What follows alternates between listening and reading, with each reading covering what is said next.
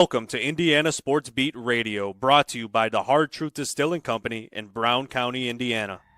So for the thousands in attendance and the millions watching around the world, it's time! 3 on the way. Oh! It went in! It went in! And Indiana wins the ball game! Know your role and shut your mouth, you jabroni! Float game for the win! Ayler's gone. Goodbye. Touchdown, Indy. Woo! IU. America. They got a football team now. Pretty simple. I win. Google me. You know that I'm the cream of the crop. Now, from the Hard Truth Studios, here's Jim Coyle.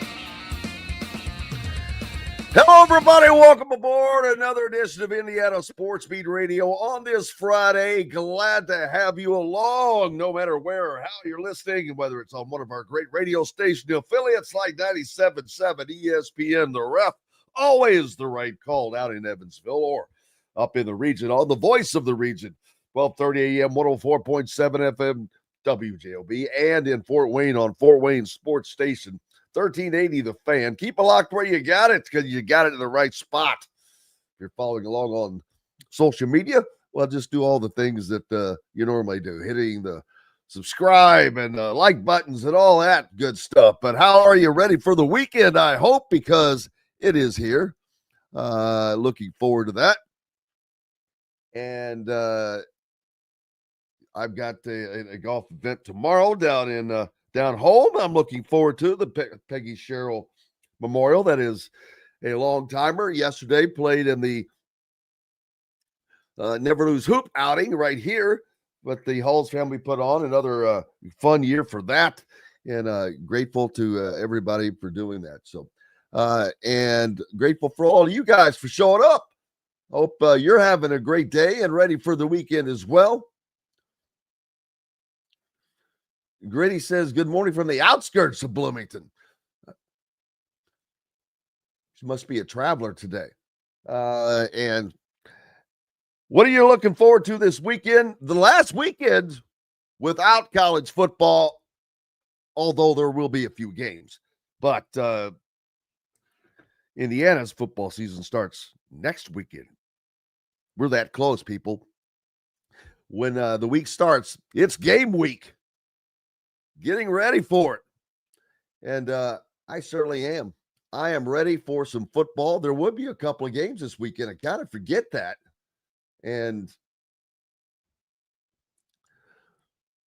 But I'm ready for that as well. Let's check those out and see who all is playing this weekend, by the way. I think there's, 3 games maybe total, if I remember correctly. We get back over to that, but I'm ready for some football. Just even if it's just a couple. I think Kansas State and Iowa State or somebody plays over in Ireland. So that would be fun. Iowa State and Kansas State. There you go. That's on ESPN. Number 22, Iowa State,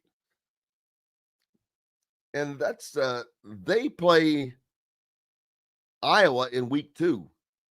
So that's going to be interesting to see how that game goes. If Iowa can win that game, they're going to be ranked when Indiana faces them, just to keep that in mind. Idaho State takes on UNLV. They are with the new coach now, as Barry Oldham is now with Purdue. Fresno State is at Kansas. That may be one to watch just for some curiosity. That's on Fox. Sam Houston at Western Kentucky, and Stanford is at Hawaii. Not a bad place to go play a game if you got to do it. Caleb says the SEC put the ball back in the Big Ten hands with scheduling, and Brian's got the countdown down to 197 hours, 37 minutes, and change. Game's on next Thursday as well, Brian points out, so we can't forget about that. Fresno State's quarterback is Kurt Warner's son. So, lots of interesting tidbits going on this weekend. And I'm here for it, baby. On the program today, Todd Leary will be joining us, in addition to Alec, Lasley, Zach Osterman.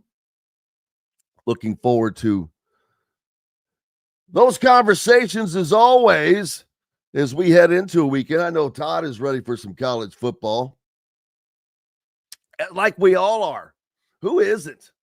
I mean, it's always a great thing to get to be a part of. And it's just, boy, the sports season just starts once that happens. And of course, it also means you're into fall, heading towards winter. Don't want that. We're not quite ready for that, but looking forward to the college football season. And in addition to that, some news coming out of Indiana in regards to the naming of the football field. And that is something I expected to happen a while back. But IU Athletics and Merchants Bank announced a new transformative partnership in support of the Department of Intercollegiate Athletics and its student athletes. This agreement includes a $50 million commitment over 20 years. As part of the agreement with Indiana Athletics and Learfield's IU sports properties, Memorial Stadium's playing surface has been renamed, I should say, Merchants Bank Field at Memorial Stadium, effective immediately. This agreement is another great example of how IU Athletics is positioning the university for success in the new world of college sports, says IU President Pamela Whitten. We're particularly grateful that Merchants Bank will continue not just on the field success of our teams, but our student athletes' success in life. So there you got that. So that's just part of, I mean, that's not I don't see that as a big deal, other than it's a good deal for Indiana, of course, pulling in money, because that's what you do. That's what everybody does. You look at the NBA, the WNBA, the jerseys, got corporate logos on them. It's just, that's where we are in life. And especially for college athletics, because of the money the student athletes are able to make now. You got to do whatever you can do. Ranked as a top performing bank in the U.S. by American Banker Capital Performance Group and S&P Global Marketing, Merchants Bank focuses on several segments of the banking industry, including retail and correspondent residential mortgage banking, multifamily banking, all that types of stuff. So there's an agreement that will kind of fund the things for a while. $50 million over 20 years. Every little bit helps, right? I wonder if any of that is going into the revamping of Memorial Stadium. I know that I don't know what plans there are just yet, like I've said, but they have to be in the. I wonder at what stage revamping of Memorial Stadium is behind the scenes. Nothing official has been said, but we know that they have to be heading in that direction because it needs it. Suites, we just announced the Lucas Oil will be named. They have the naming rights for the new suites that are on the field. You saw those last year. They were in the end zone, which I don't know how good those seats really are, to be honest with you. When you're at field level and you're on one end, you can't see a whole lot. So I just curious as to that. But Naming rights, that'll go for a while. Not a bad deal for Indiana to get that situated. I mean, I would imagine you'll see most places do this that aren't already doing it. Why would you not? So we'll see, baby. We'll see. That has not happened to Assembly Hall because the court is named Branch McCracken Court. I don't know if they wouldn't rename it, of course, but I wonder if they would just put something down on the floor. Be interesting to see how that works out, whether they'll go that route. I cannot imagine that they won't at some point, but we'll see. We shall see. How's your day going? Are you ready for the weekend? I certainly am. Don't forget, Lee Corso's last appearance on College Game Day. That comes up in week 1, I believe, right? Fortunately for Indiana fans, last year's run included a visit by Game Day to Indiana, in which that allowed Corso the opportunity to come back to Indiana, which I thought was really cool. The fact that he had that sweatshirt still cracks me up. It looked as new as day one. But he's got one more to go. He started at Ohio State, and I think it ends at Ohio State, right? Former college football player and coach. He joined ESPN in 1987 as an analyst for the new and first of its kind college football preview show. Over the next 4 decades, Game Day evolved into a traveling paragon of sports television, barnstorming its way across college campuses each week, with Corso serving as master of ceremonies. Despite suffering a stroke in 2009 that impacted his speech, he remained a beloved staple, and he was very, very, is very, very loved on that. Reese Davis said, what separates him? You mean other than a fully grown adult man putting on a mascot head every week? Chris, the Bear Felica, the former college researcher, the guy that he's with Fox now, the Bear. He's a creature of habit. Jim Galliero from College Game Day producer. Coach calls me every Monday morning at 9:30, Tuesday at 9:30, Wednesday at 9:30. Funny. Dave Pollock, former College Game Day analyst. He barely knows how to use his cell phone, which is a flip phone. Let's see. The Bear Felica again. Monday morning, I'm getting into work my first season there in 1996, and I get a voicemail. Chris Felica, this is Lee Corso. I'm looking for the following information for the show this week. He would rattle off his list of notes and stats, things he wanted. That same message came every Monday or Tuesday morning from 1996 until 2022.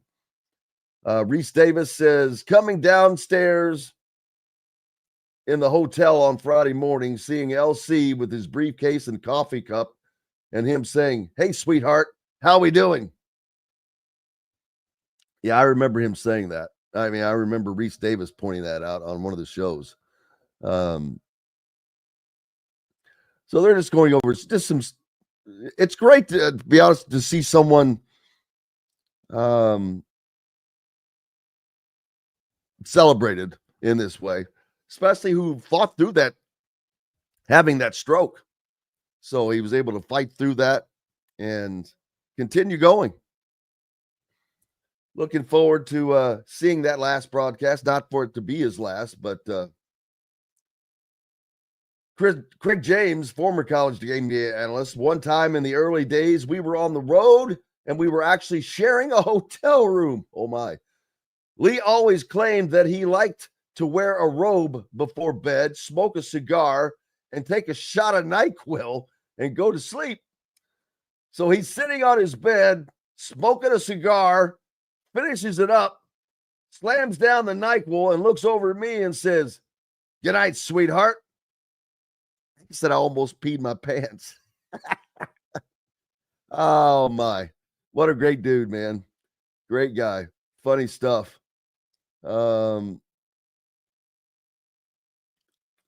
He has been an entertainer, man. An entertainer. No doubt about that. Todd Leary joins us on the program today.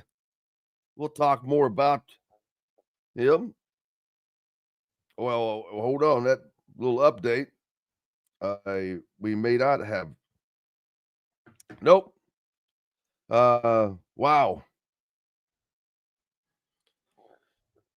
I think Todd was in an accident yesterday, so he's not going to be able to do the show today. So we'll roll on.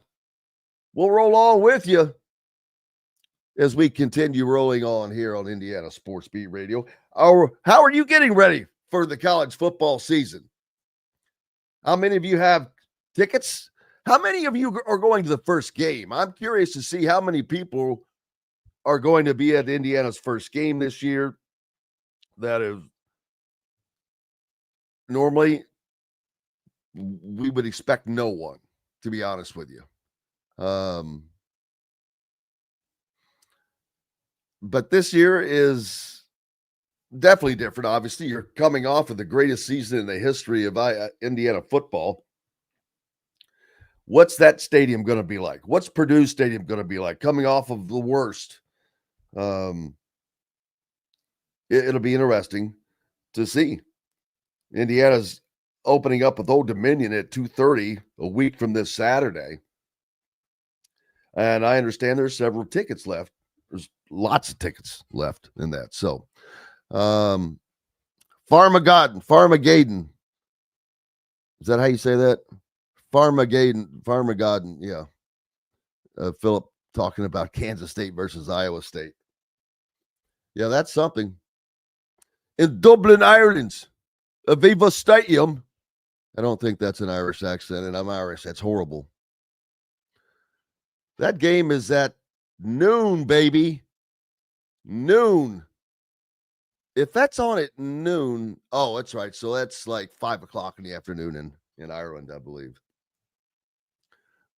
So that's not as wonky of a time as it could have been.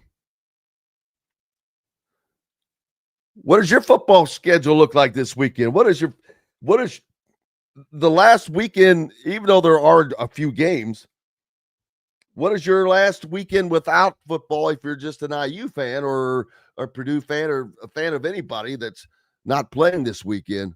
What are you doing this weekend to get ready?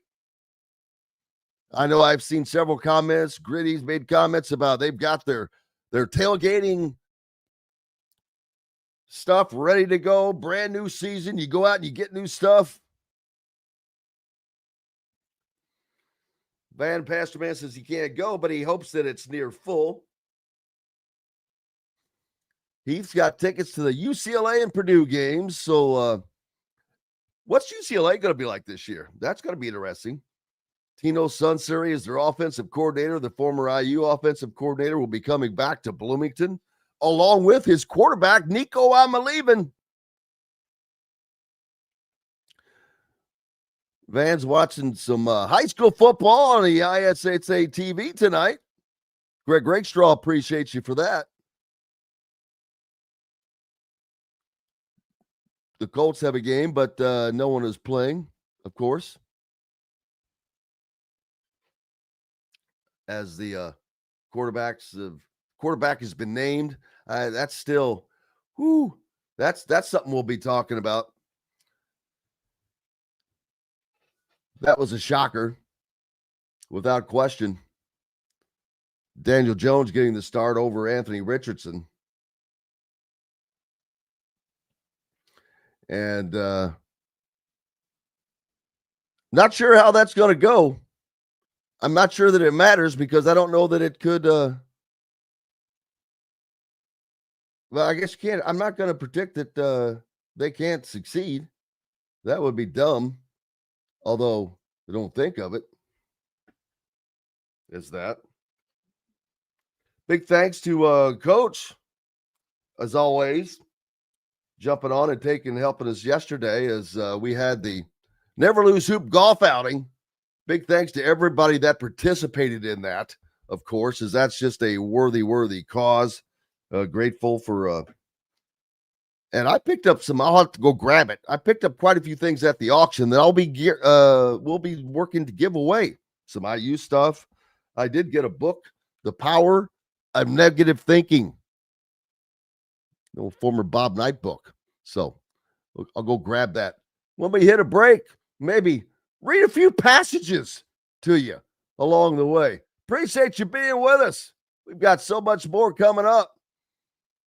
Indiana Sports Beat Radio with Jim Coyle, back with more after these messages. Andy Moore Honda is Bloomington's #1 Honda dealer for a reason. Buy a new Honda and get a 3-month break from car payments. That's right, no payments for 90 days.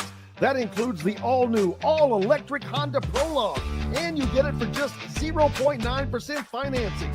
Or the 2024 Honda Ridgeline Black Edition or the Honda Accord LX, both for just 1.9% financing.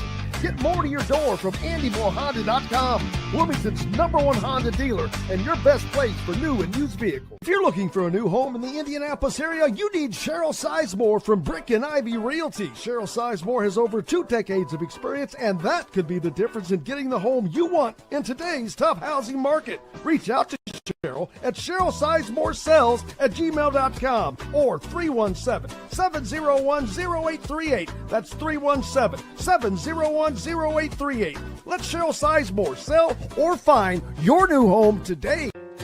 Located on 325 acres in beautiful Brown County, Indiana, Hard Truth Distilling Company is the biggest and the best craft distillery around. While Hard Truth is already known for producing internationally awarded whiskeys and spirits like Hard Truth's sour mash bourbons, sweet mash, and hard road ryes, as well as their cinnamon vodka and the always popular toasted coconut rum. Hard Truth Distillery offers so much more. With a full-service restaurant, ATV, and distillery tours, as well as live music, you can spend an entire day at Hard Truth Distillery while making your entire family or group happy. And that's the Hard Truth. Hard Truth products are available across Indiana, as well as many other states. So no matter where you shop, if they don't carry your favorite Hard Truth product, tell them you want the truth, the Hard Truth. Hard Truth Distilling Company encourages you to enjoy all of their products responsibly and to never drink and drive. Welcome back, Indiana Sports Beat Radio on this Friday, heading you into the weekend. You made it through the week, as we thought you were. I had great confidence in you that you would do just that. All of us made it. So congratulations. We all deserve a pat on the back. It's here. Power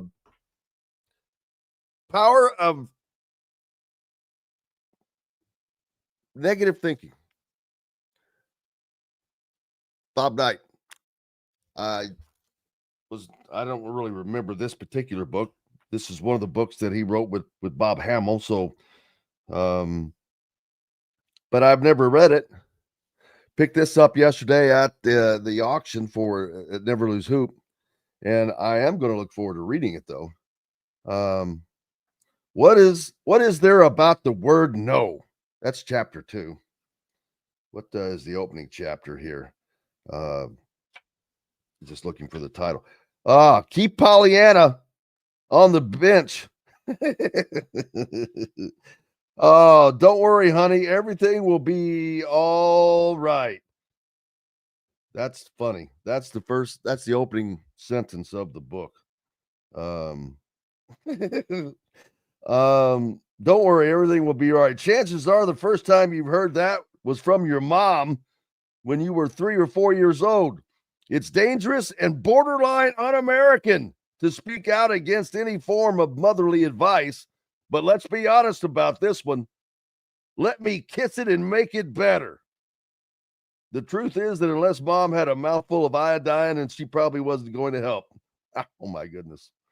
Whatever led to that soothing assurance was not going to turn out all right until medical attention, not mollification, was used. Getting right after it, baby. Keep Pollyanna on the bench. How about that? I'm looking forward to reading this. Knights Nuggets, the perils of positive thinking. How about that? The perils of positive thinking. Look at this restaurant. No cars, easy parking, and we'll get it served right away. Ever notice how often restaurants with bad food do have lots of room to park? A picture is worth 1,000 words. Said, I'm guessing by a lousy writer or an illiterate. Oh my. The boss won't mind if I'm a little late. What do you suppose this pink slip means? Oh man, that's funny. I am looking forward to going that. Hey, since Todd can't be with us today, Coach is going to jump on here in a little bit, so he'll join us.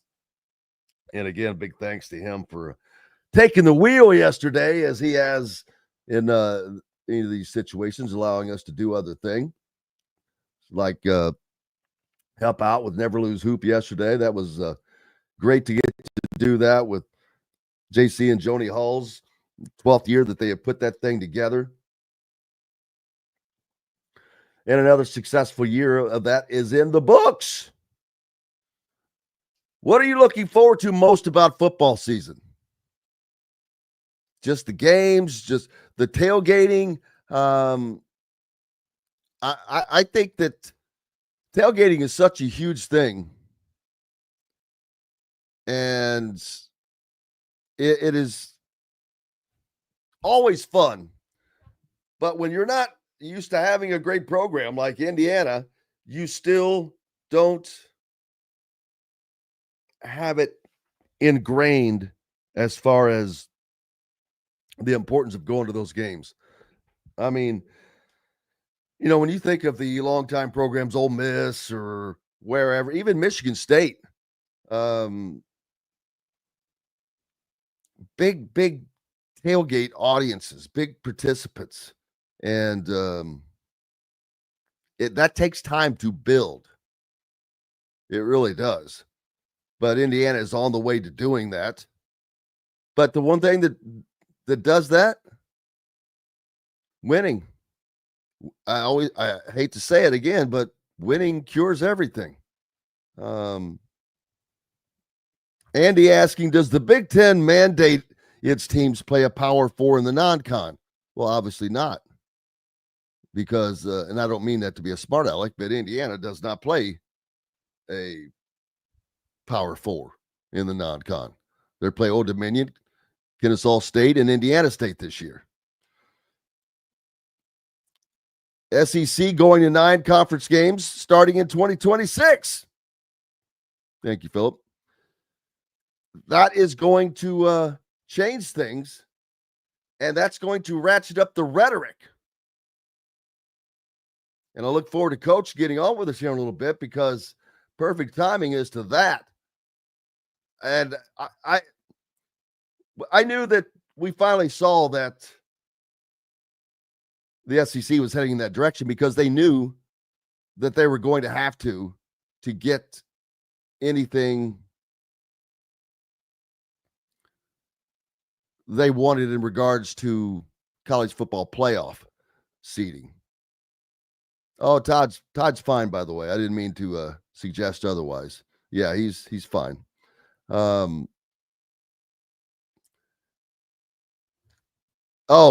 Andy says that the SEC now mandates 9 conference games and 1 P4 non-con.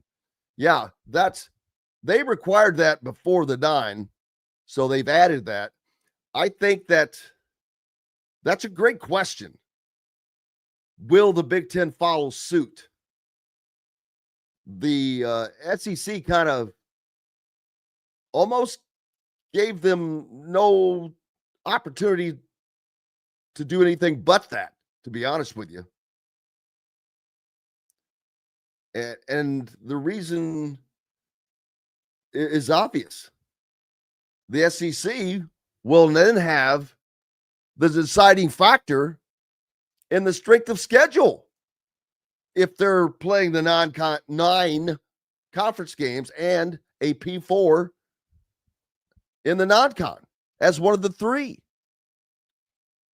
So the Big Ten, that's very interesting how soon that they can implement that, though, because that would require teams to alter schedules, i.e. Indiana, per se, who has just paid $500,000 to Virginia to get out of that series.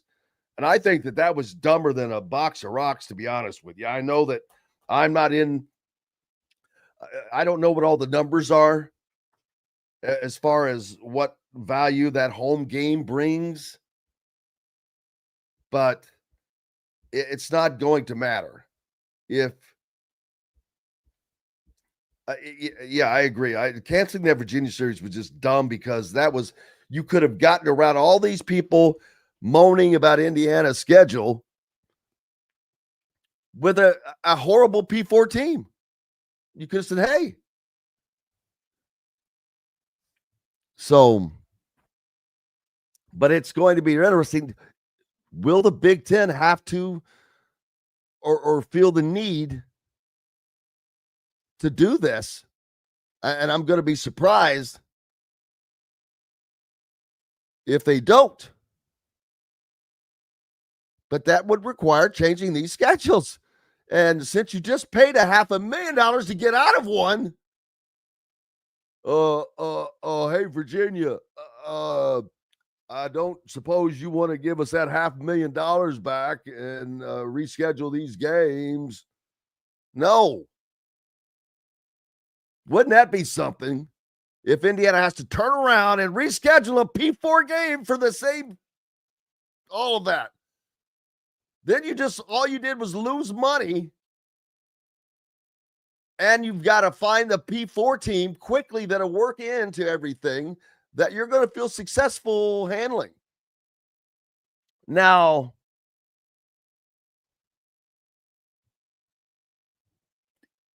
first thing that comes to mind are things like old rivalries, Indiana, Kentucky, but that's not going to happen because Kentucky already plays Louisville regularly each year, and that is going to be their required P4 game. Their other 2 games, they're going to play Kennesaw State and Indiana State or anybody like that, and I don't blame them. I would as well. But that's why Indiana won't be playing Kentucky. Coach Griffith joining us now. Coach, I'm just talking about the SEC's changing to 9 conference games beginning next season and requiring a P4 team along with their non-con lineup. And I'm just wondering, how fast is the Big Ten going to have to respond to this? Well, I think this is the SEC's way of saying, all right, boys, if you want to throw it out on the table, let's go all in. Here's the bet. I'm going to go to 9, and I'm going to require of the 3 non-conference games, it has to be against a P4. One of those games has to be against a P4 team. And Indiana, if that's what they agree to, I mean, the Big Ten is going to have to match that, or it's going to hurt those other teams. So the SEC has the leg up in the strength of schedule argument, and that is what that is all about. And the other dynamic in there where it kind of examines quality of win versus the strength of schedule debate in that regard. But this is the thing. And, I know we gave Brett some grief about, Indiana always being that team that's been talked about here because of this. But the reality of it is, and you and I both kind of agreed with this aspect of it, I'm not sure why they got rid of Virginia. That would have been a legitimate P4 school that would be equal in some respects to what Indiana is. And Curt Cignetti played Virginia when he was at JMU, and they beat him. So I'm not sure why, other than getting another home game for money in the coffer, that game was canceled for that reason. So they may have to go back now and scrap some of these ideas that's coming about. I didn't see when was the SEC going to implement that? What year was that going to be in? Going to 9 conference games? Yeah. Next season. Wow.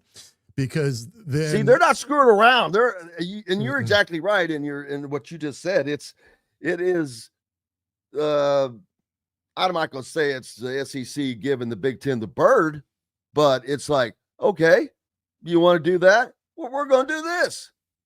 You want us to go to 9 games? We're gonna go to 9 games. I'll see your 9 games, and I'm gonna throw in a P4 game on top of that.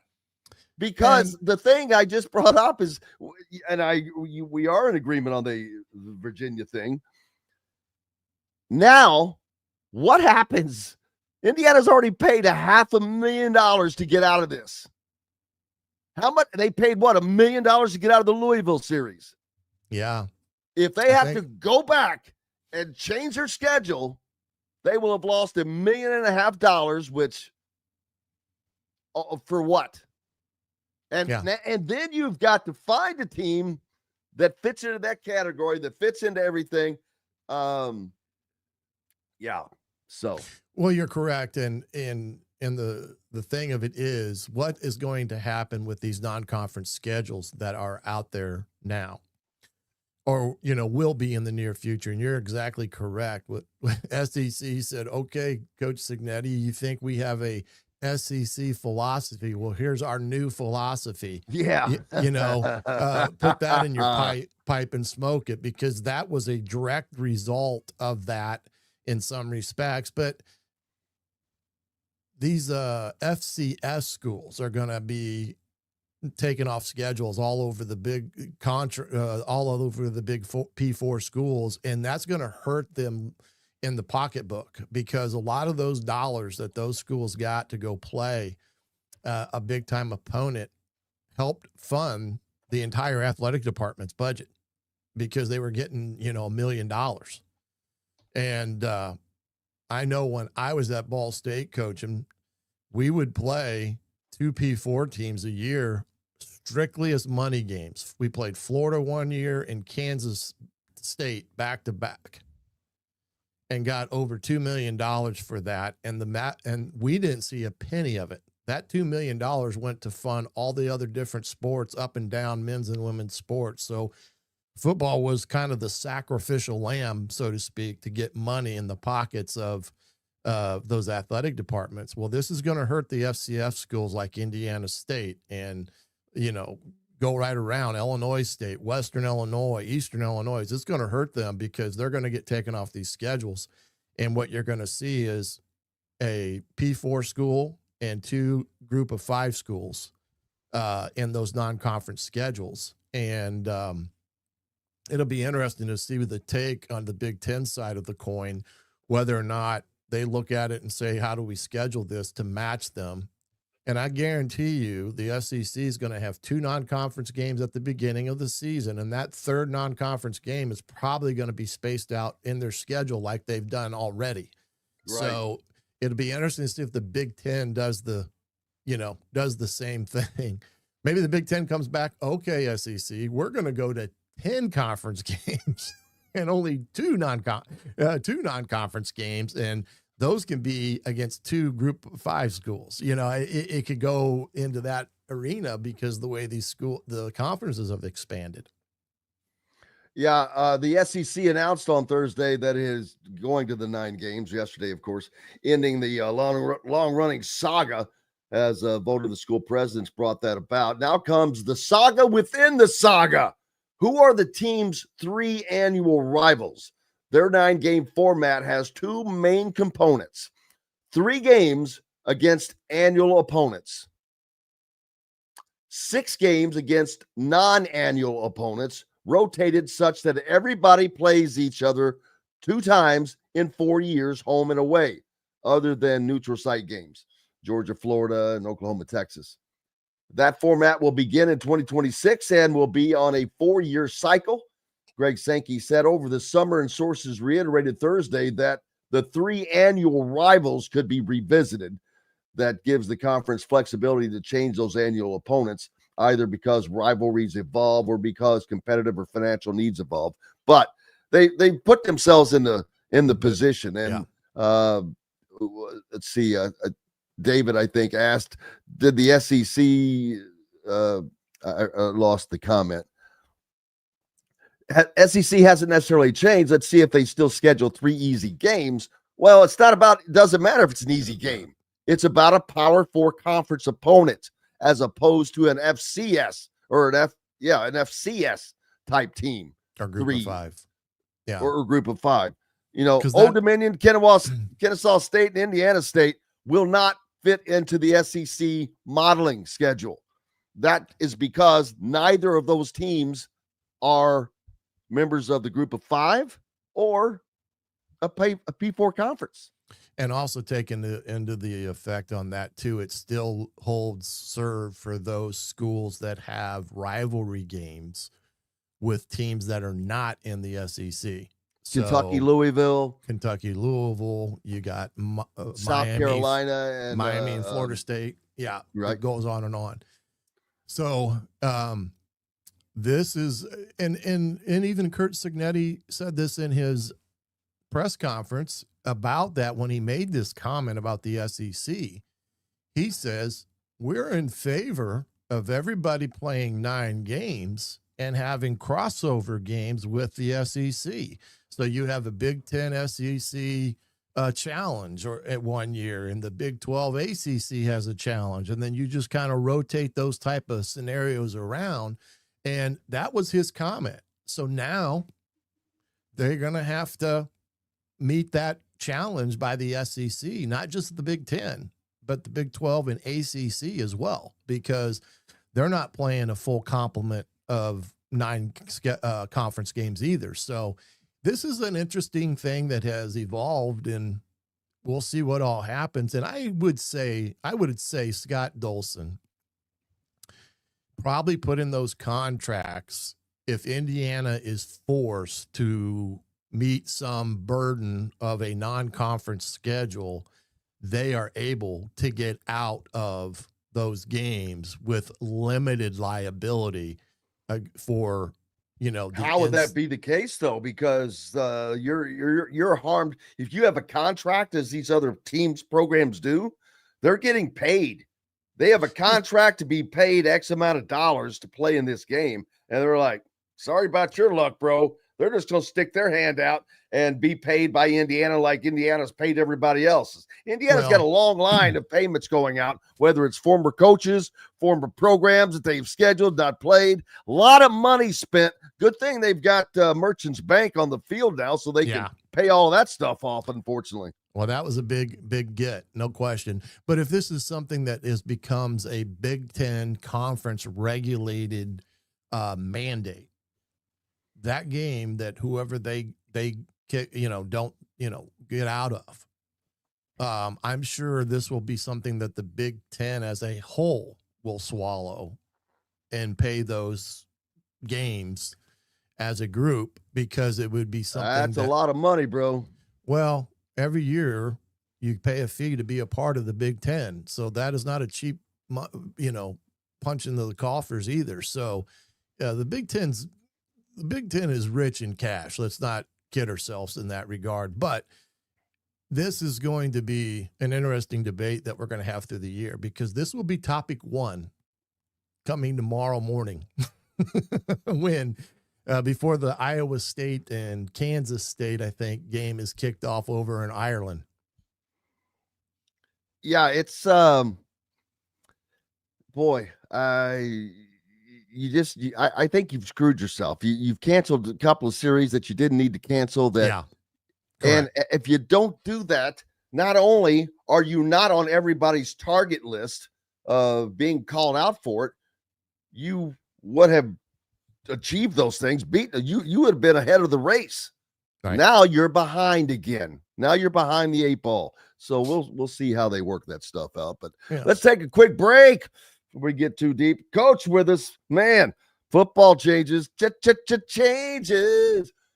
Back with more Indiana Sports Beat Radio right after these messages. Know a team or group needing a fundraiser? Boost Fundraising raises more money faster and offers the most unique and user-friendly online fundraiser in the nation. Your team receives personalized fundraising pages for each team member. Free team-branded promo gifts shipped to each donor. Boost Fundraising does it all. Sports teams, marching bands, charity causes, and community groups. Go to boostfundraising.com and be sure to enter the promo code COYLE, that's COYLE, to receive a discounted fundraiser.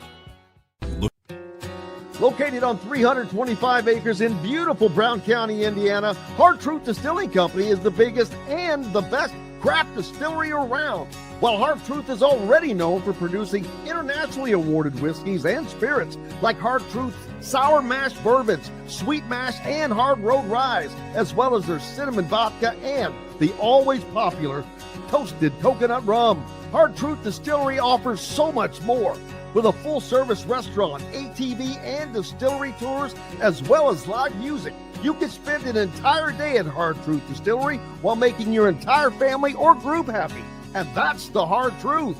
Hard Truth products are available across Indiana, as well as many other states. So no matter where you shop, if they don't carry your favorite Hard Truth product, tell them you want the truth, the Hard Truth. Hard Truth Distilling Company encourages you to enjoy all of their products responsibly and to never drink and drive. Welcome back, Indiana Sports Beat Radio on this Friday. Jim Coyle with you, Coach Griff as well. Thanks again, Coach, for grabbing the wheel yesterday. Appreciate you. We had always. all types of trouble. I was trying to fix audio because your audio with the wind in the background and some of the voices that were around you. And then even Brad's up to the call wasn't that great. There was a lot of static involved there. So I was trying my best to do what I didn't hear it. I didn't notice it. So, well, I got with Travis and we kind of figured out a way to jury some things around as it pertains to trying to eliminate that as much as possible. So hopefully it came out okay. So it's good that you didn't notice it. That's the beauty thing of it. Well, I was on location, so it was hard for me to hear. Yeah. Little basketball news. Indiana basketball to host Marion again in an exhibition this October. Indiana basketball will once again open up its season with a familiar foe, as for the 4th straight year, the Hoosiers are set to host Marion in an exhibition contest. That's October 17th, a Friday, at Simon Scott Assembly Hall. The program announced Thursday. Tip-off and television details comes later.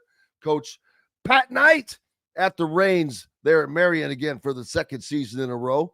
The Hoosiers have handled the Knights convincingly in recent years, including 94-61 in 2023, 106-64 in 24. Since 2024, Indiana is 32-0 in exhibition games. Well, I would hope so. That's a stat that should not even be mentioned. Because if you're not whatever in O, that would be embarrassing. Yeah. But, of course, Pat Knight, the son of legendary IU basketball coach Bob Knight and a former Hoosier guard himself. So last year when Knight came in, he kissed the Assembly Hall floor before tip-off. Former IU star Steve Downing, who played under Knight, serves as Marion's athletic director, of course. So the Knights went 11-17 in Knight's first season there at the helm and return with a roster of features 14 Indiana natives, including Luke Linderman, the son of former Hoosier center Todd Linderman. That'd be cool. Who once shared the court in Bloomington with Pat Knight. So that's some coolness there. Yeah, there's a lot of storylines there, all good now that things got kind of worked around last year with Coach Knight, and that was a very, I guess you could call it an emotional moment for us boys that grew up with Coach Knight back in the 70s and things of that nature. And, I had basketball coaches when I was a youngster and playing elementary school ball that one of our assignments was to watch the first half of any Indiana game, that came on the TV. And I can remember as a kid adamantly telling my old man that, hey, we got to watch Indiana because I'm going to get quizzed on this tomorrow. So that's a cool thing. I'm happy for Pat too as well, and I think he'll do a good job there at Marion. I mean, that can be a top basketball program as well. I mean, their football program's been fantastic. Won a national championship not too long ago, and you got to think with Pat's background, with the basketball component, it'll be all part of that equation. Absolutely. How's your weekend looking, man? Busy. You got the first weekend of college football, I guess, week 0. I hate to call it the first weekend, but it is the first weekend. It is. A handful of games, smattering of games. You got the game over in Dublin, Ireland.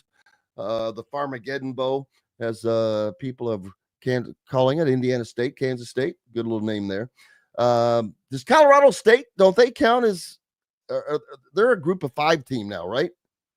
Yeah, I don't know how they are. I don't know whatever, the Pac-12 is trying to reassemble themselves and trying to get them back to being viewed as a P4 conference, which they may, depending on who they all get in there. But Colorado State, yes, they're a group of 5 school out west there. I want to say the Mountain West. That's kind of my recollection of the conference they're in. So very similar to Conference USA and the American Conference type of teams, MAC level type of teams, but good teams out in those leagues. I mean, don't kid yourself. There are some teams out there in those group of 5s that can play against any middle of the pack P4 programs out there and around in the country. So let's hit a break, Coach, and when we come back, we'll get Zach Osterman, the IU Insider from Indy Star, with us, and we'll continue our conversation, especially in regards to the SEC's going to 9 conference games. Lots more coming up on Indiana Sports Beat Radio. Zach Osterman joins us next, right after these messages from Indiana Sports Beat Radio. If you're looking for a new home in the Indianapolis area, you need Cheryl Sizemore from Brick and Ivy Realty. Cheryl Sizemore has over 2 decades of experience, and that could be the difference in getting the home you want in today's tough housing market. Reach out to Cheryl at CherylSizemore@gmail.com or 317-701-0838. That's 317-701-0838. Let Cheryl Sizemore sell or find your new home today. Located on 325 acres in beautiful Brown County, Indiana, Hard Truth Distilling Company is the biggest and the best craft distillery around. While Hard Truth is already known for producing internationally awarded whiskeys and spirits like Hard Truth's sour mash bourbons, sweet mash, and hard road ryes, as well as their cinnamon vodka and the always popular toasted coconut rum. Hard Truth Distillery offers so much more. With a full-service restaurant, ATV, and distillery tours, as well as live music, you can spend an entire day at Hard Truth Distillery while making your entire family or group happy. And that's the Hard Truth. Hard Truth products are available across Indiana, as well as many other states. So no matter where you shop, if they don't carry your favorite Hard Truth product, tell them you want the truth, the Hard Truth. Hard Truth Distilling Company encourages you to enjoy all of their products responsibly and to never drink and drive. When it comes to apparel and promotions, Freethink has you covered, literally, whether it's 24 or 200 shirts for sports leagues, businesses, or groups. Freethink Apparel and Promotions can also create your very own merchandising store. Freethink Apparel and Promotions did it for Indiana Sports Beat Radio, and they can do it for you. Whether it's screen printing, embroidery, digital printing, promotional products, vehicle wraps, or anything else under the promotional line. See what Freethink Apparel and Promotions can do for you at freethinkapparel.com. Welcome back, Indiana Sports Beat Radio, here on this Friday. Glad to have you along. Zach Osterman joins now. As Zach, how are you, sir? How was your week, brother? Oh, it's busy. Yeah, it's that time of year, man. Started yet? Yeah, it hasn't quite started yet, but I think I think this is always the time of year where we're all trying to find our routine again. Yeah, it won't take long, brother. You won't have a choice. You have to jump in there. But speaking of routine, the Big Ten or the SEC threw a wrench in things yesterday of sorts, as they have finally heard enough of the rhetoric going around about the scheduling, this, that, and the other thing, and they go to a 9-game conference schedule, and not only that, still maintain their requirement of scheduling a P4 team on top of that. And so they doubled down on the scheduling, and that will, in essence, give them a leg up in a lot of ways in the strength of schedule argument when that comes around as of right now. Yeah. So, I mean, it's worth saying, I think the P4 non-conference requirement is probably just an acknowledgement that there are teams in the conference that are going to have to do it. Like Clemson, South Carolina's not, South Carolina, Kentucky, Florida, Georgia. There might be one or two others I'm missing. They're not going to drop, those rivalries. And so the SEC is basically saying, listen, if we're going to, and the SEC doesn't want them to drop those rivalries, right? Like the SEC wants South Carolina, Clemson. It wants Florida, Florida State. But it's also going to say, listen, if these schools are going to have to play these games, then you all have to. You all have to try. I don't think that was – I know it's being framed as a little bit of one-upmanship on the Big Ten, and there might be an element of that, but I think a lot of that is just about preserving those rivalries. This is I mean, I've written about this, obviously. I think we all have from the Indiana perspective. This was always probably the easiest solution because we needed scheduling parity.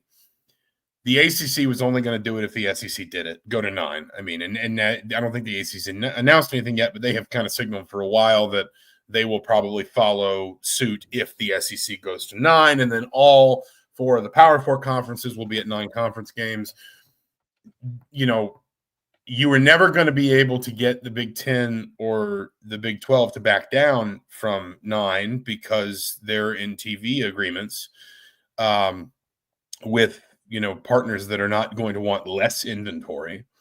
On the other hand, playing 9 conference games means more inventory. That means more for your TV partners, more for ESPN to put on television, or more games that people will want to watch.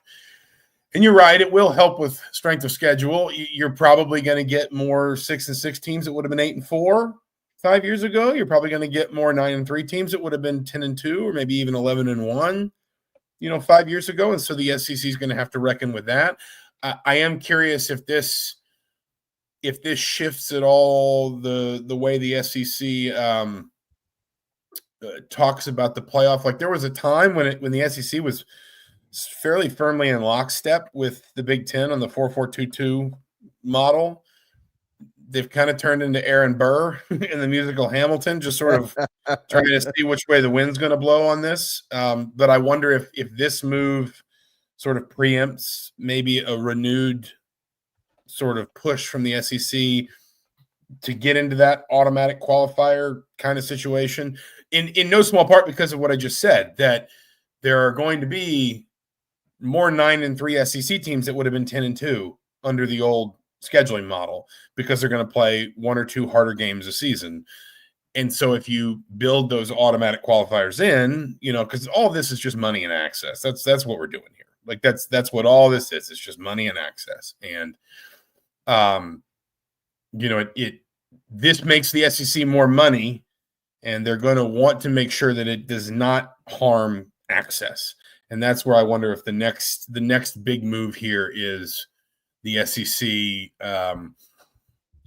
sort of rejoining the Big Ten in the push for the 4-4-2-2 16-team model. And, I don't know, I don't really like that, but whatever. I know it's not up to me. So, it's being framed as a win for the Big Ten. I just think that at the end of the day, this had to happen. Like I think that's the one thing that everyone agreed on in the summer, whether it was 8 games or 9 games or how you scheduled the non-conference or what the playoff format looked like. Everyone, I think, broadly agreed we needed to get to a place where we had as much scheduling parity as possible. It will never be perfect, but as much as possible. And this was a far easier way to do that than anything else. And so I know why it's sort of being framed as, the Big Ten won and, Kurt Signetti won. I think personally, I think this was probably bound to happen sooner rather than later anyway. My question is, what does this do to Big Ten teams who are not playing that into the Big Ten period? Are they going to follow suit and now require teams to play a Power 4 opponent in the non-con. And then if that happens, does Indiana have to go back out, reschedule, say, a team like Virginia, even though they just paid them $500,000 to not play them? I mean, I think it is. I think it's possible. Again, I think the SEC's primary motivation for that 10th game, that non-conference, sort of requirement is just to protect the rivalries, conference rivalries that they don't want to go away. I think it's possible, because the Big Ten had that rule for a while. They went to 9, and they said everybody also needs to schedule a power. Then it was a Power 5 non-conference game every single year. And then when we got to the 12-team playoff, and especially when, there was a feeling like the 9-game schedule was already giving the Big Ten a leg up, basically the conference didn't announce that they were this policy was going away. They just sort of let it be known, like, hey, we're not gonna, and Tony Petitti, spoke at length about at Big Ten Media Days about saying there's got to be an incentive to play in these games. Well, there might be now, because to your point, if your primary competitor is going to be,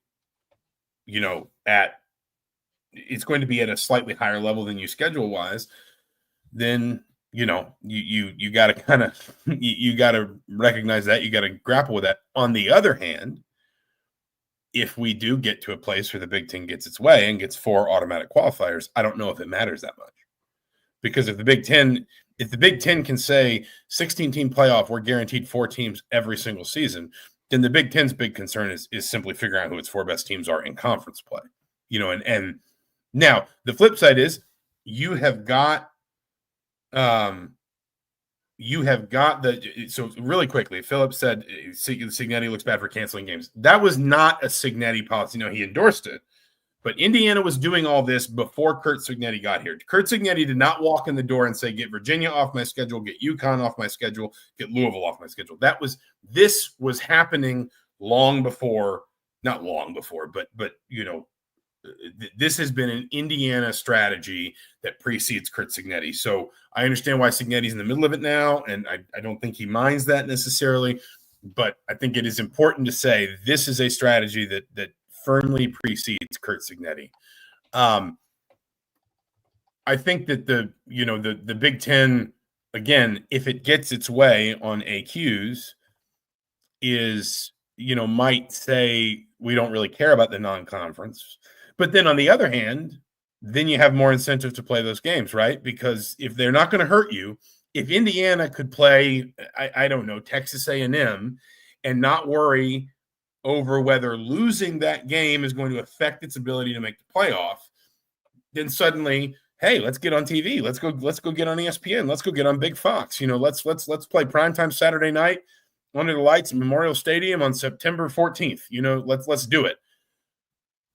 I suspect, and I don't think this is an original sentiment at all, I suspect that there's a very real possibility that the end game here is some sort of SEC Big Ten partnership in non-conference scheduling, which has the dual benefit of playing up the rivalry between the 2 biggest, most powerful conferences in the country, and also further locking everybody else out. If the SEC and the Big Ten are going to play each other all the time, every year, you're going to be home to an SEC team one year and then on the road with an SEC team the next year and vice versa. Well, then that means you're probably not going to schedule a Big 12 team. You're probably not going to schedule an ACC team. And again, money and access, that's just it's not a big move. It's not as seismic as a lot of the other stuff we've seen in the last several years, but that is just another way in which you just sort of, you throttle the money and the access by saying, for a lot of you, it's going to be real hard to get a Big Ten team on the schedule or an SEC team on the schedule. So, yeah, and it further just pushes the Big Ten and the SEC up the hill, so to speak. And whatever we end up with as far as a model for the college football playoffs going forward, it's going to be the Big Ten and SEC, and we'll let you guys come to the party in essence. But here's the kids table, and here's the adult table, so to speak, in certain ways. Unless you're a Notre Dame and you're having that great season, or somebody really comes out of nowhere. But it's kind of, in essence, going to be the SEC Big Ten party, which is not shocking news. No, it's not. Again, I mean, you have to just view all of this through the lens of, I keep saying this, but money and access. And, there was a time not very long ago where there was so much money relative to what everyone was making that no one was that concerned, because, every time you saw a conference television deal renewed, it was like you reached back to the last television deal that had gotten renewed, you upped it by 8%, and you said, this is the number we want. And somebody paid it, And then you had the Big Ten Network, you had the SEC Network, you had the Longhorn Network. What a ride that was. Yeah, where did that thing go? Yeah, well, it went into the trash when Texas joined the SEC. But yeah, what has happened is the money has kind of started to run out, which means that access to the revenue streams that have become premium, like the playoff, have become ever more important. And some of the moves that we're talking about are huge. 12-team playoffs, 16-team playoffs. Somehow we're already talking about 28-team playoff. Everyone needs to slow down. But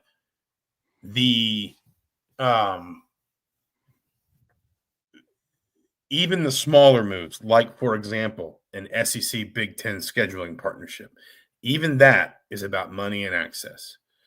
Because if the SEC and the Big Ten can promise their television partners, every year you're going to get Ohio State, Texas, Michigan, Georgia, or Penn State, Georgia, or even, let's do some sort of nouveau riche teams in the conferences, like Indiana.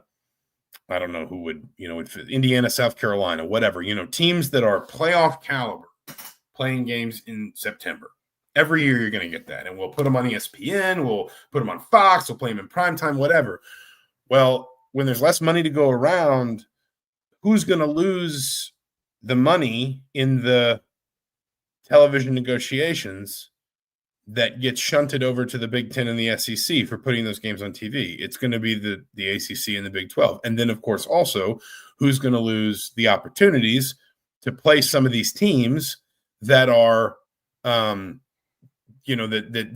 can burnish playoff resumes and things like that? It's going to be the Big 10 the Big 12 and the ACC.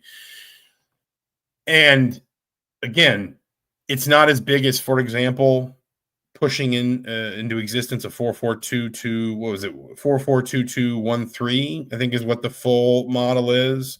That's 4 automatic qualifiers for the SEC and the Big 10, 2 for the ACC and the Big 12. 1 for I guess we should call it a group of 6 team now, because the Pac-12 is probably in that group now, and then 3 at-large berths. Well, okay, you already get 4, and then if all the best non-conference games are happening between these two conferences, then isn't that going to put them in a position to be in better shape to compete for those 3 at-large berths? It's not Super League, but it is Super League-like behavior. And, yeah, it's getting there. And I'm not endorsing it, but it's what it is. It's where it's going. I mean, it's not, you don't have to endorse it. It's following the trail. The ACC commissioner did mention that they don't plan to go to 9 games at this time, but I don't see how they can stay behind very long. I don't either. I think, because in the past they have signaled that they would do it if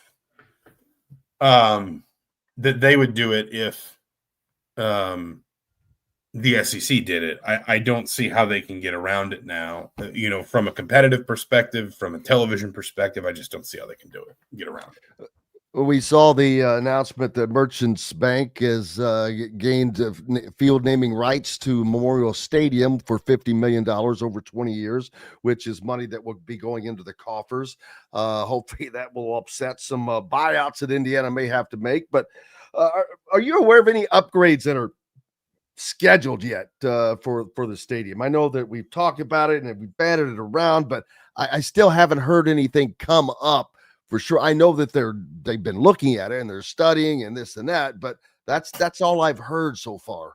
You're talking about like the large scale renovation of Memorial. Like they've done all that little bits and pieces, but I think I think one of the expectations, for example, is they're going to tear the whole press box down and replace it with something larger and more modern. I think the answer is no, and the reason I think primarily is because of funding. And I have no inside information on this genuinely, but when I saw the 50 million.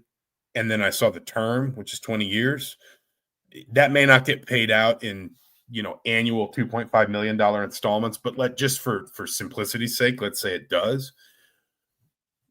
A lot of people probably know this, but I think some don't. When you engage in a capital project, you finance it just like you would finance a house, because you have to pay all your contractors and all your labor and all your parts and all your needs and all your whatever up front. But, nobody just has $85 million. Just pull that number out of the air. No one has $85 million lying around, right? So what you do is you secure the gifts or the funding, however you do it, and you can budget for it between, like, for example, when Cindy Simon Scott gave that large gift to renovate some of the hall, she didn't just show up with a check for $40 million. There was a schedule of, this will happen over a period of years and we'll give this much by this point and this much by this point. And then you can also budget out things like the Big Ten is sharing its 5-year revenue projections with us, and we're going to have this much more money in TV, and BTN is going to make this much more. And so we can factor that into our revenue projections for the next 5 years, 10 years, 20 years. When I saw that the 20-year term, one of the first thoughts that came to mind was $2.5 million a year would be a pretty good start on being able to budget out long-term debt service for a large capital project. That may not cover the whole thing. In fact, it probably won't. But that would be a good start. And, I know that Penn State got $50 million over 15 years. I think Pat Kraft made it fairly clear that that's helping fund their stadium renovation, which has been substantial. I think they're going to play on, I think that one side of the stadium is like temporary bleachers this season, and they've completely rebuilt their press box. Thank God that thing was a bandbox. But,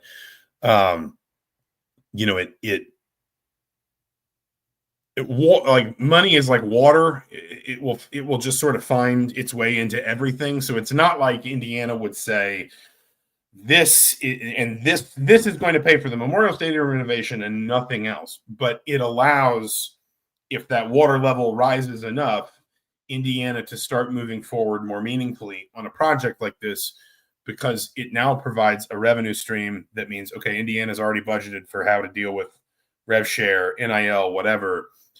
Now they've got this new thing that gives them a long-term budget projection that they can count on. If anything, it's in some respects, it is probably better functionally to get it over a period of time, and just let that, sort of manifest itself as time goes on. But yeah, I mean, it's the answer to your question is I have not really heard anything, and it's been because, at least to my impression, because Indiana has had to try and cover a lot of these other financial gaps, primarily, of course, revenue sharing. Yeah, and then you have to look at it. If they're able to do that, that's going to also generate income, because you're selling these suites and to the corporate partners out of Indianapolis or wherever. But there will be, I think, enough corporate partners to bring in more income for the school. What is up next for you, brothers? We get prepared heading into game week next week for college football. Of course, this is week 0, but most of the slate will begin next week in week 1. Yeah, I mean, same thing we're all doing. I mean, it's that time now. Bucchetto's Pizza on Monday afternoons, and we're going to be I mean, before long here, we're just going to be locked into that Monday, Tuesday, Friday, Saturday routine. That's where we're at now. That's the reality of it. So it should be fun. Gonna try and lay a little bit lower this weekend and just kind of rest up. It's obviously been at least for me, a busier than a normal summer with Puerto Rico and the NBA finals and all that. So, but we're going to get started here. And I have a suspicion based on my impressions of this team that once this thing gets going, it's not going to slow down for a while. I agree with you, my friend, and I look forward to seeing you next weekend, or probably maybe on Monday. So I was going to say we'll probably see each other before then, but the next weekend works too. So we'll talk to you soon. Zach Osterman, the IU insider for the Indy Star. Make sure you're giving him a follow and a subscriber to keep local papers alive. More coming up. Alec Lasley from the Hoosier.com will join us on the other side when we return to Indiana Sports Beat Radio. The ISC Sports Network is your home for sports content across the Hoosier State. Find us live on TV and streaming or archived on our website and our app. The ISC is your one-stop shop for the content you want to see, including high school sports, college sports, and other great events throughout the year. Subscribe to our streaming service and get access to it all. ISC. Local lives here.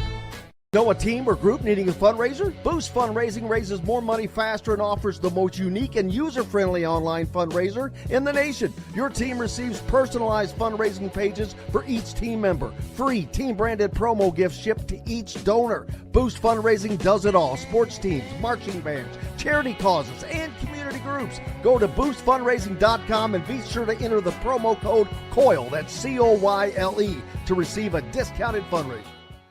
If you're looking for a new home in the Indianapolis area, you need Cheryl Sizemore from Brick and Ivy Realty. Cheryl Sizemore has over 2 decades of experience, and that could be the difference in getting the home you want in today's tough housing market. Reach out to Cheryl at CherylSizemore@gmail.com or 317-701-0838. That's 317-701-0838. Let Cheryl Sizemore sell or find your new home today.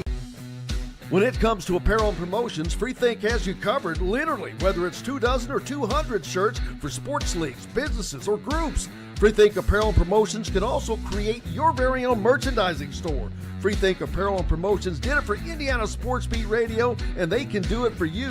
Whether it's screen printing, embroidery, digital printing, promotional products, vehicle wraps, or anything else under the promotional line. See what FreeThink Apparel and Promotions can do for you at freethinkapparel.com. Welcome back, Indiana Sports Beat Radio on this Friday as we get you ready to head out for the weekend. Alec Lasley from the Hoosier.com joins us now, and make sure you go to the Hoosier.com and get yourself a subscription. And along with that comes, you can get it. First of all, you can get it just to check it out for $1, and you can get it for 50% off for your first year, and it comes with a full subscription to The Athletic.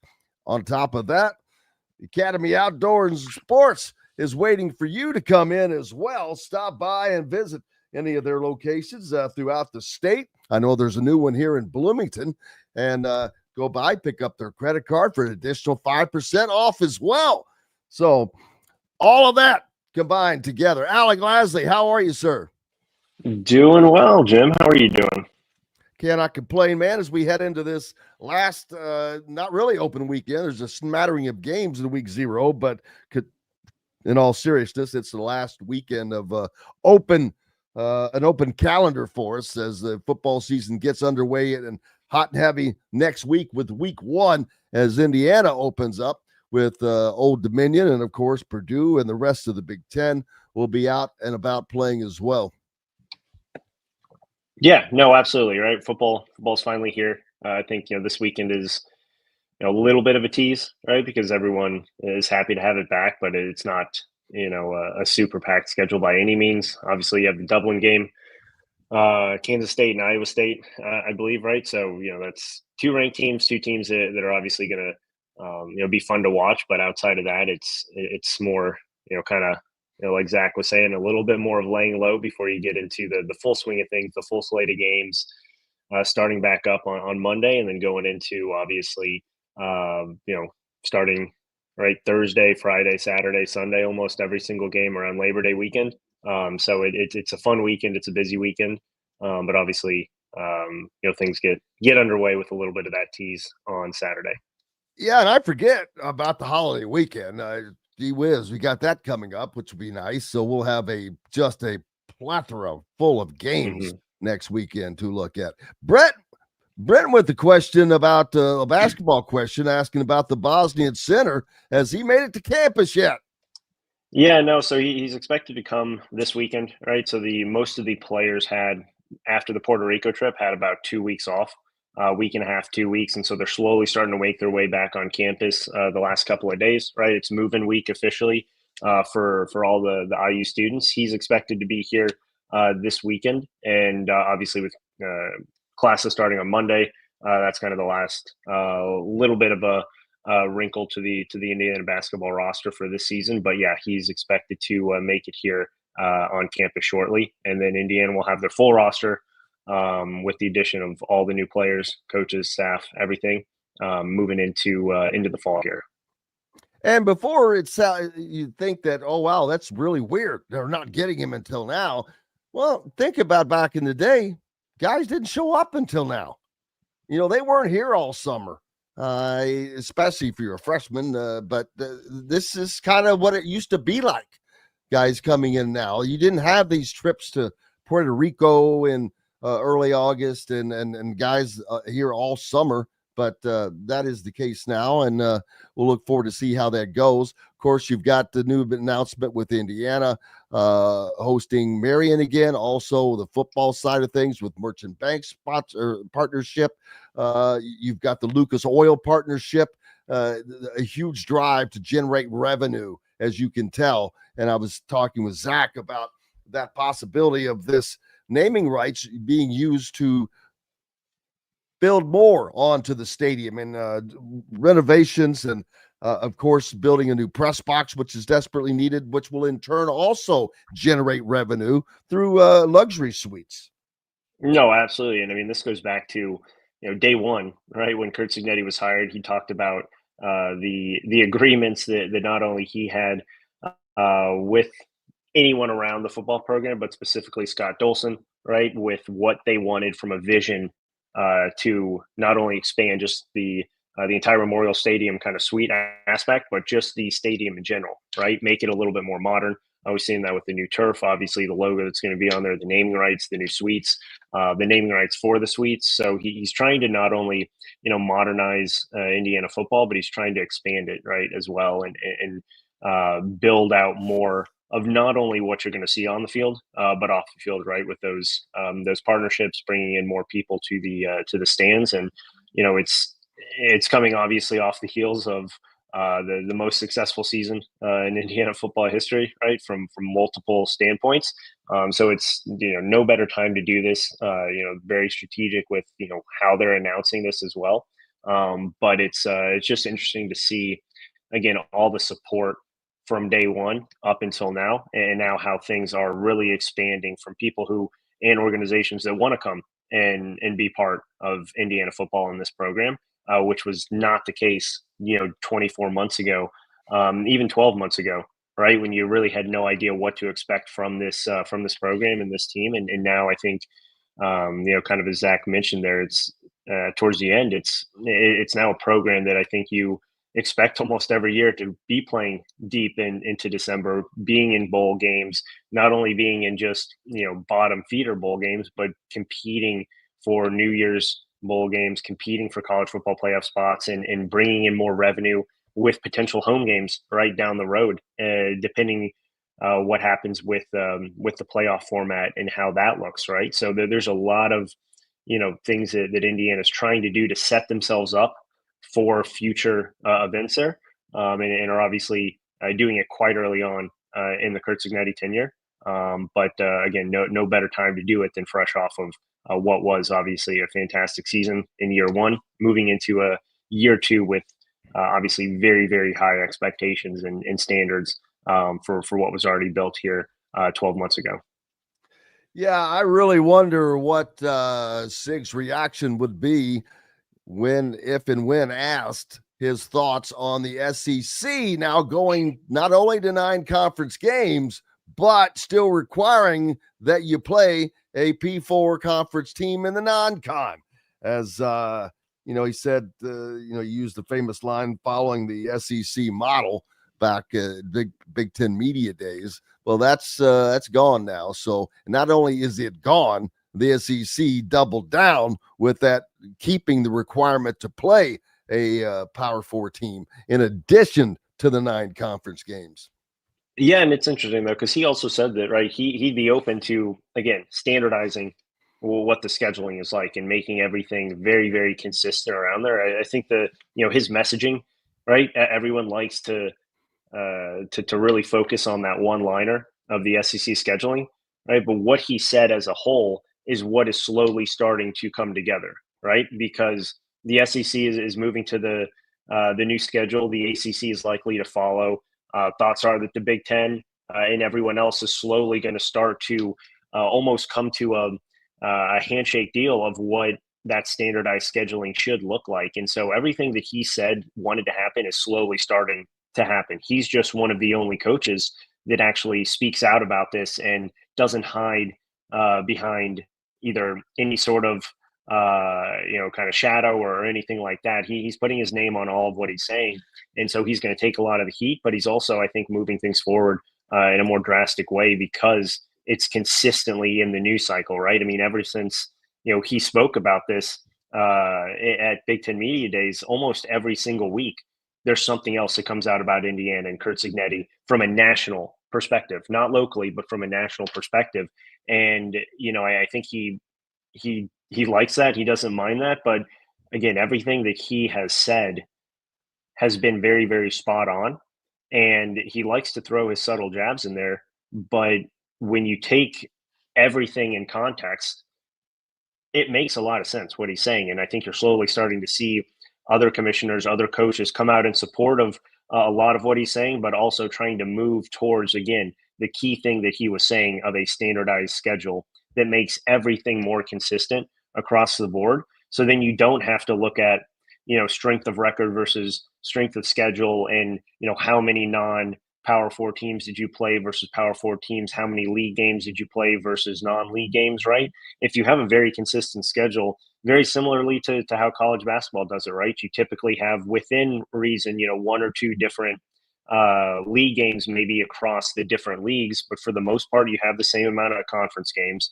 You have the same amount of non-conference games, and most of those teams, right, play significant, at least 2 or 3 significant non-conference games every single year. You're always going to have your bye games, and that's never going to go away. You're also going to always have your bye games in football because that's never going to go away because you need those non-Power 4 opponents to continue to kind of raise the level of not only what your record's going to be, but also just you can't eliminate every non-Power 4 opponent because then they're never going to be able to succeed as well because they're getting money coming there and playing these games at Indiana, at Georgia, at Alabama, anything like that, right? That's good for the sport. So I think, again, standardizing and making this more consistent is what Curt Cignetti wanted, and you're slowly starting to see that. Absolutely. Before I forget, shout out to Fulton's Grandpa Bob's 85th birthday today, so enjoy it. You deserve it, man.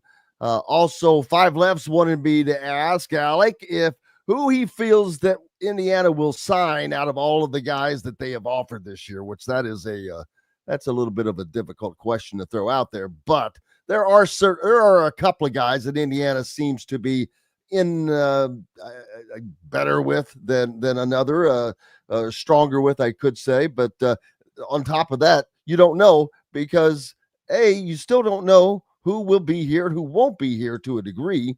You do with some clarity, but not always. But there you go. I threw it out there and knock it out of the park, man. No pressure on that one.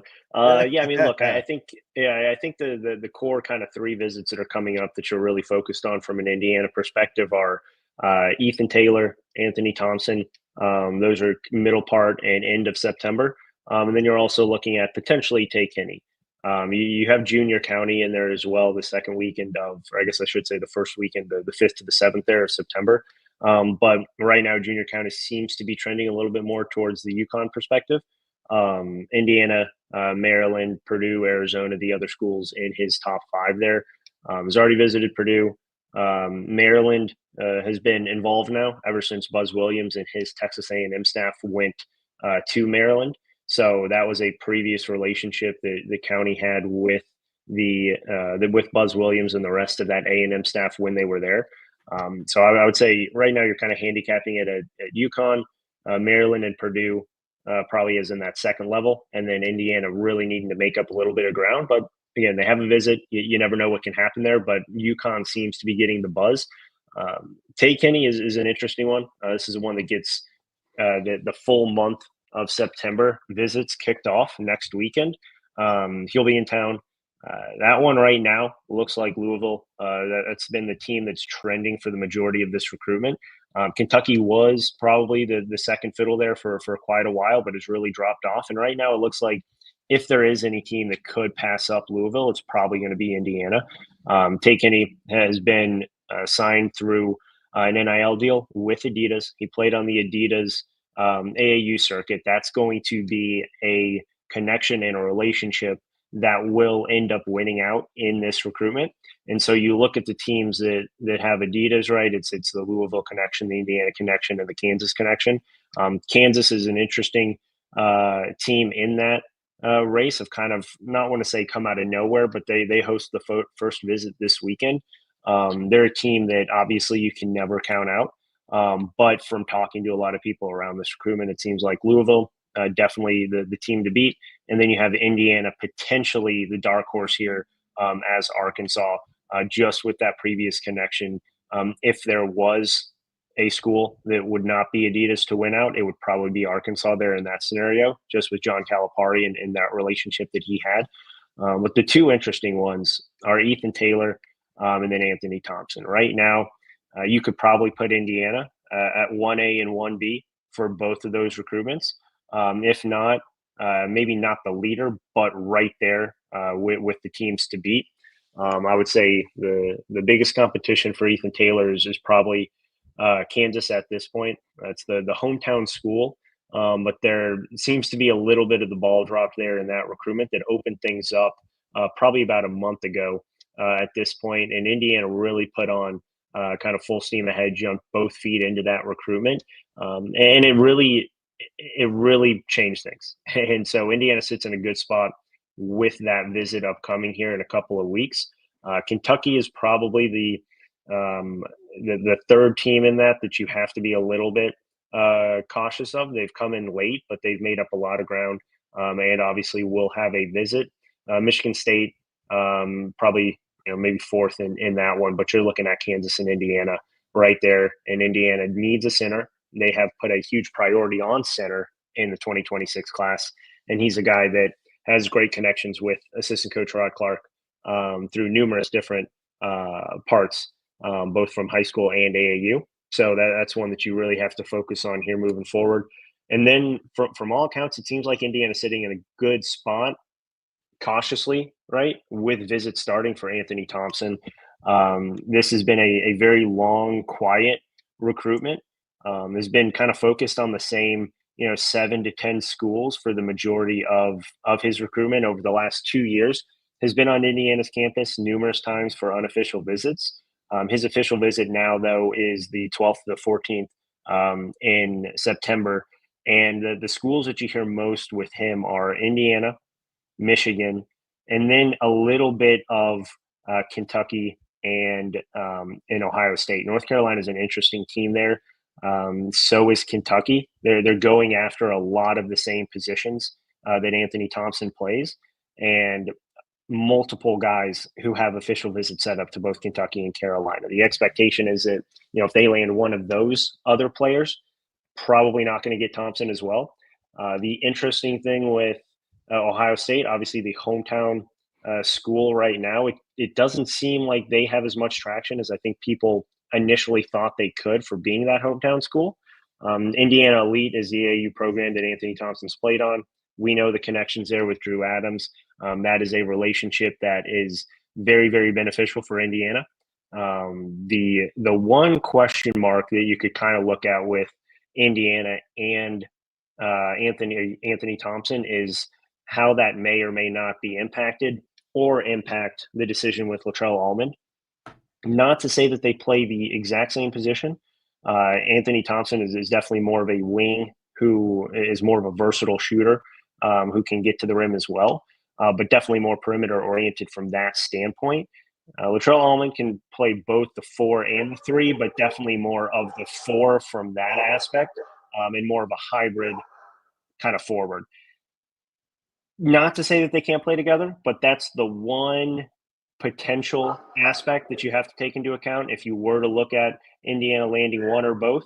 But I think right now you look at it as Indiana sits in a very good spot for Anthony Thompson, sits in a good spot for Ethan Taylor. You still have Latrell Allman there that I think you have Indiana as still the team to beat.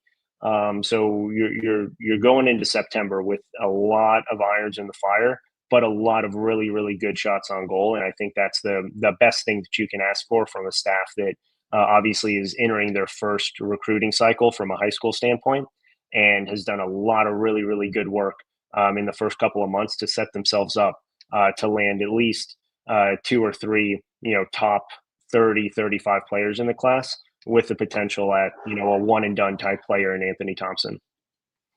Yeah, so there's a lot going on there, and as we see every time, there's several offers out. In addition to that, Indiana has made the final list for so many of these players, but we've seen that in the past. And making a list is okay, and it's nice, and it gives you some pub on the national boards and all. But until you really start landing these guys, that is when it really will matter more to not only the fans but to the program.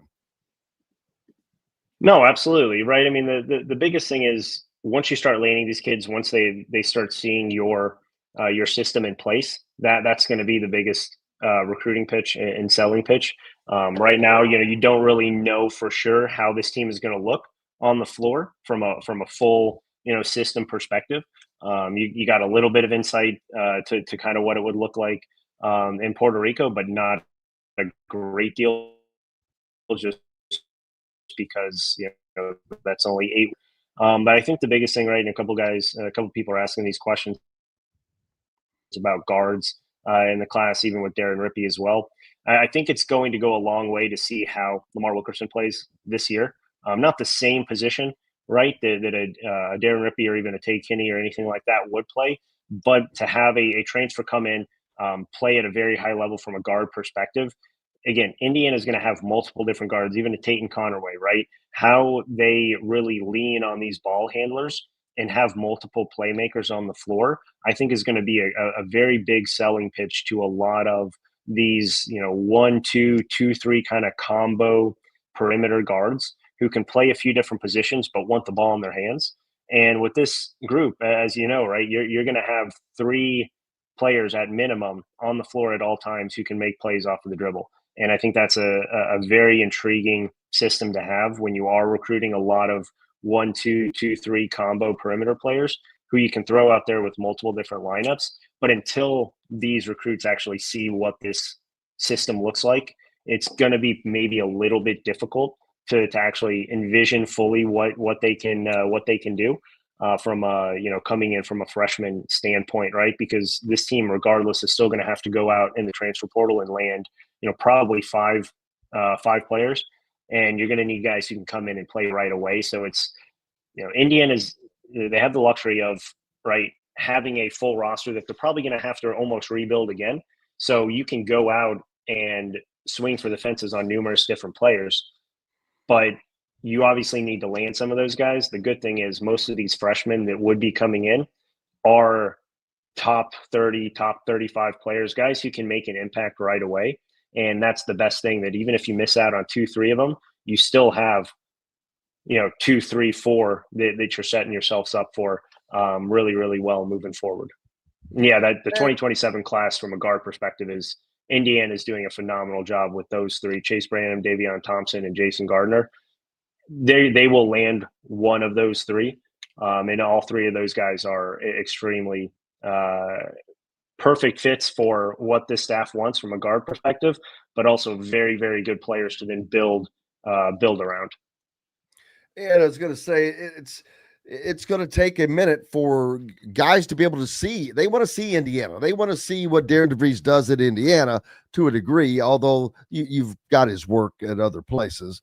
But Indiana is a step up as well. They can offer more money than other schools on the same level then, but other places where they may have been looking previously. And I don't think that there's going to be a problem with Indiana landing guys once they get this thing up and going, especially once the season starts and they see the style of play. I think guys are going to love it. Getting up and down the floor, the ability to shoot the ball from outside or do whatever it takes inside to get it done. The hard defense. I think a lot of guys, even though it's hard, I mean, you have to work your butt off. They want that. They want to be that kind of player, because if you're going to elevate yourself, elevate your game, elevate to the next level, you have to be a defender, period. Yeah, and I mean, from both ends of the floor, right? The most intriguing aspect of what this system is going to be is going to be filled with versatility, right? Versatile lineups, versatile skill sets. And that's what guys want to play in right now. I mean, Sam Alexis talked about it this offseason and even moving into this year, right? You see kind of the skill set that Trent Sicily has and how valuable he was just in Puerto Rico. Again, a very small sample size. But you're starting to see, Reed Bailey, the versatile skill set that he has to bring the ball up and play kind of that point forward type position. So you're seeing what this team wants from an offensive and a defensive perspective. And I think you're going to see it more offensively this year, just because you don't have probably that true center that you're going to see moving forward with this staff. But you're going to see it a lot from an offensive skill set standpoint, and the ability to play 5 out, the ability to play potentially, 2 bigs, right? Darren DeVries talked a little bit about that with Sam Alexis and Reed Bailey potentially playing together in different lineups in different situations, because they do play well off of each other on both ends of the floor, but they're not, two traditional bigs. So you're going to have a lot of versatility in what you can put out there, what skill sets you want to combine with each other. And most centers nowadays, especially the ones that Indiana is going after, you're not going to see true back to the basket players from a sense of always being on the block, right? Sam Alexis has more of that back to the basket ability, but he's an athletic, more versatile back to the basket player, where he's still best in the open floor, running down the lane, crashing the glass, or being in pick and roll situations, right? So similarly with Reed Bailey, pick and pop ability to play a little bit with the ball in his hands. So this is a team that, skill set wise, you're not going to see a lot of just traditional basketball. Andy asking, any truth to the rumor that I was trying to get in on Caleb Holt? I mean, we'll see what happens. There's not a lot there at the moment. Indiana's not going to shy away from any major prospect, and so Indiana's always going to kick the tires. They have relationships that stretch well beyond the means of kind of what this previous staff had. And the biggest thing that I think is always going to help this staff in any recruitment is head coach involvement. And you see that from day one with every single recruit right now that Indiana is involved with. Is Darren DeVries is either the first or the second person on the phone with them, talking with them, texting with them. And that's something that even in the world of NIL, that is something that still ranks very highly in a recruitment, is what the head coach does from an involvement standpoint. And that's going to keep Indiana not only in a lot of these major recruiting battles, it'll probably win them more than just 1 or 2 in the regular cycle, because of how involved Darren DeVries is and how authentic he is when he does talk to these families and talk to these players. And it's not like the previous staff where if they missed on someone, they needed to could have stopped right there. Yeah, they needed to do a complete 180, right? And how they were attacking some of these recruits. Right now, you have so much open communication from coaches to the players, to the families, to the high school coaches, to the AAU coaches, that they're always staying in communication in some sort of fashion. And if they need to make a slight adjustment, it's not going to seem like, all hell's breaking loose and they need to. It seems more that they want to from that aspect. And then that's the biggest difference there. And then also you've got a great piece out in the Hoosier.com regarding Indiana football's NFL team, every NFL team being represented at Indiana Fall Camp over the course of this, which 32 NFL teams that is. And the fact that last year they were able to put a couple of guys in to the NFL through the draft, a few others who signed undrafted that went undrafted but signed contracts. But this year there's up to 7 guys with a legit shot at being drafted in the NFL, all led, of course, by Fernando Mendoza, the quarterback.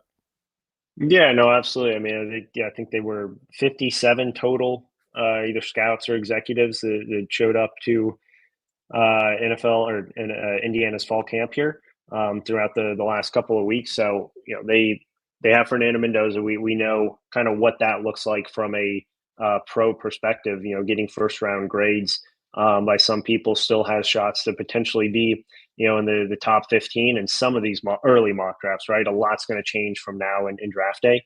But a guy who has that type of potential to be potentially a first day draftee. And then you go down the list, right? I mean, Mikel Camaro's gotten a lot of really good looks here this offseason. Aiden Fisher is a guy who I think is going to continue to raise his stock. You have Carter Smith, you have Pat Coogan, right? You have all these other players that are now having multiple years of experience that are seeing their stock continue to rise. And I think last year was a big, take obviously Pat Coogan out of it from an Indiana perspective. But, a lot of these other guys that came from James Madison, they're the same player that they were. They're just on a bigger stage. And so, that's the biggest thing. I think a lot of these guys just, some scouts may not have known a lot about. And what Indiana was able to do last year obviously raised that stock coming into this year.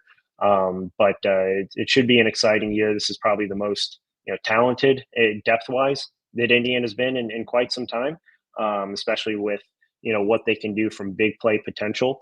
And so I think that's going to be exciting for a lot of these potential NFL players that are going to be taking the field for Indiana this year, is to see one, how they can kind of deal with maybe that success of last year, but also be able to spread the wealth a little bit. Because this is now big years for a lot of these players, right? This is their last year. This is kind of their big year from a scouting standpoint. So we'll see how they're going to be able to deal with all that. But it should be fun to see this team on the field, obviously beginning next week.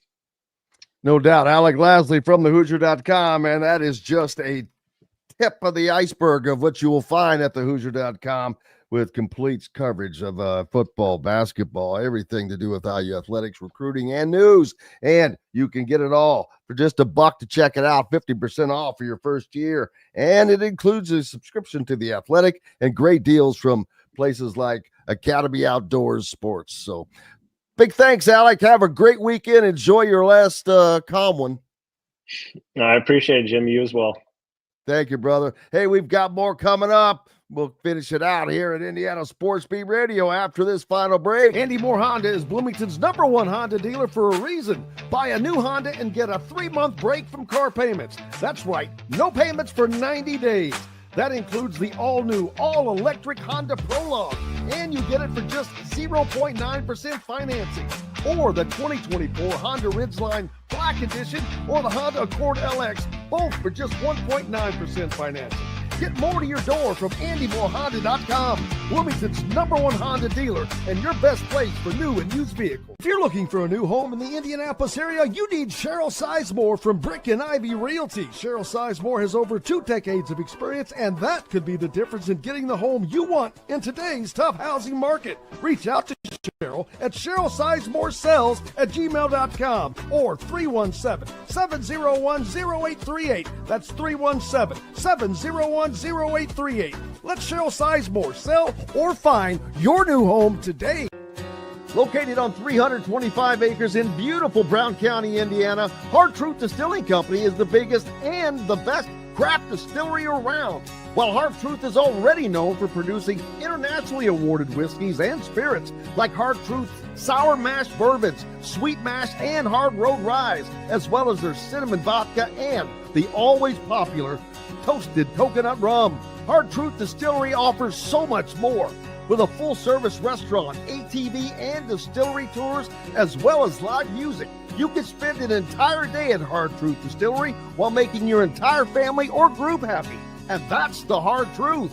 Hard Truth products are available across Indiana, as well as many other states. So, no matter where you shop, if they don't carry your favorite Hard Truth product, tell them you want the truth, the Hard Truth.